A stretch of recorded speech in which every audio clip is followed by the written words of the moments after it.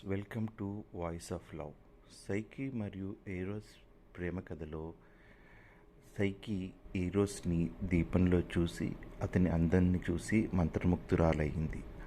ఆ ఉత్సాహంలో దీపం నుండి ఒక వేడి నూనె చుక్క జారి ఈరోస్ భుజంపై పడింది. అతను ఒక్కసారిగా మేల్కొన్నాడు. సైకి చేతిలో దీపం కత్తి చూసి ఈరోస్ ఉదయం విరిగిపోయింది. వాగ్దానం నిలబెట్టలేదని బాధతో ఒక్క మాట కూడా మాట్లాడకుండా అక్కడి నుండి వెళ్ళిపోయాడు.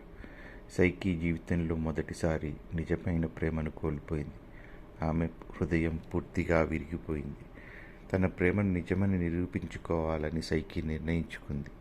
ఆమె దేశాలను దాటి అడవులు దాటి ప్రతి చోట ఈరోస్ కోసం వెతుకుతూ తిరిగింది.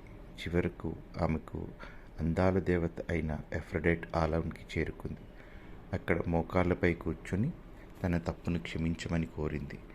కానీ ఎఫ్రడైట్ కళ్ళల్లో ఇంకా అసూయ కోపం మండుతున్నాయి. ఆమె సైకి వైపు చూసి ఇలా చెప్పింది: నీ ప్రేమ నిజమని నిరూపించుకోవాలంటే ముందుగా నా పరీక్షలను నెగ్గాలి. అవి సాధారణ పరీక్షలు కాదు, మనుషులు చేయలేని కఠినమైన పరీక్షలు. అలా సైకి జీవితంలో అత్యంత కఠినమైన పరీక్షలు ప్రారంభమయ్యాయి. కానీ ఒక ప్రశ్న ఇంకా మిగిలి ఉంది. ప్రేమ కోసం సైకి ఈ అసాధారణమైన పరీక్షలను పూర్తి చేయగలిగిందా? ఆ పరీక్షలేమిటి? ఆమె వాటిని ఎలా ఎదుర్కొన్నది అన్నది తరువాతి భాగంలో తెలుసుకుందాం మీ వాయిస్ ఆఫ్ లవ్లో.